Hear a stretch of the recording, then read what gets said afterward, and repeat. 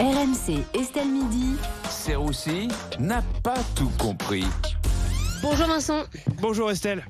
Aujourd'hui, Vincent, vous ne comprenez pas pourquoi Valérie Pécresse va suspendre, justement, on en parlait, les financements de la région Île-de-France à Sciences Po. Ah oui, Valérie, elle nous fait une petite crise d'autorité là. Bon, c'est vrai qu'elle fait peur, elle fait peur. Déjà sur la guerre en Ukraine, souvenez-vous de ce qu'elle avait dit sur Poutine. Dire à Vladimir Poutine, maintenant c'est stop. Ok, super nanny.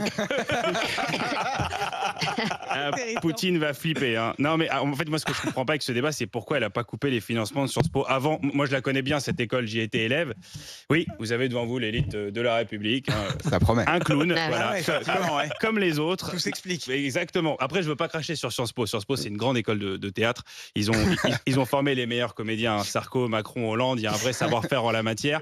Mais si vous saviez à quoi servent les financements publics à Sciences Po, à financer des soirées BDE et les shots de tequila des week-ends d'intégration, coupez-les, ces financements, bien sûr. Mais quand même, on peut pas nier qu'il y a eu une radicalisation là à Sciences Po lors de ces manifestations. Estelle, ça reste des fils à papa qui se prennent pour Che Guevara juste parce qu'ils écoutent du Manu Chao. Voilà. Et après les manifs, ça rentre chez soi dans les bidonvilles du 16e arrondissement de Paris.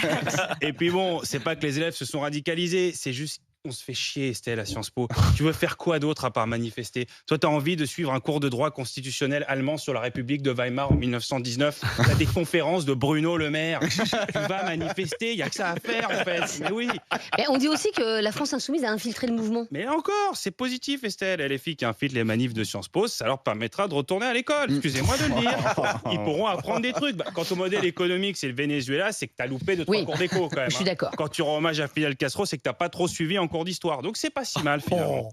À propos des LFI, on s'est aussi demandé dans l'émission si Gabriel Attal devait débattre avec Jordan Bardella, ce qui n'a rien à voir avec LFI d'ailleurs. Oui, mais c'était on parlait de politique, quoi. Ah oui, d'accord. Oui, voilà, Okay. J'essaie de vous faire une petite transition. Oui, bon. Écoutez, moi j'ai hâte du débat. En tout cas, ça va être le premier débat des délégués de classe à la télé.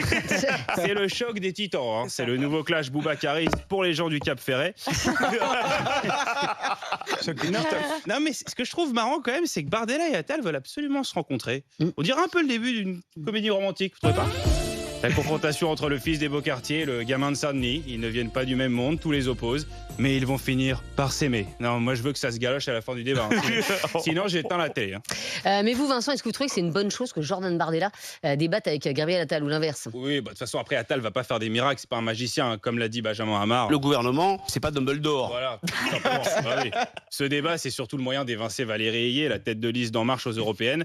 Alors que c'est dommage, parce qu'elle a un charisme de fou. Voulez-vous laisser le champ libre au parti de Le Pen, Meloni, Orban, Wilders? Ça donne envie. Candidate trouvée sur le bon coin, visiblement.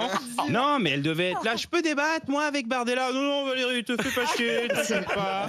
Alors que bon, ils ont fini par accepter quand même qu'elle débatte avec Jordan Bardella. Et ça promet, parce que Valérie Ayé, sur un plateau de télé, ça donne ça. Bonsoir Gilles Boulot, pardonnez-moi. En Mayenne, je l'ai accueilli et je mesure le chemin parcouru. Jordan Bardella a immédiatement dit non. Commission d'enquête de l'Assemblée nationale. Vous êtes dur quand même, c'est horrible. J'ai surtout hâte de voir le débat Bardella-Valérie. Merci beaucoup Vincent Serroussi, tous les jours dans Estelle Midi à 14h50 et en podcast rmc.fr, l'appli RMC et toutes vos applis de téléchargement.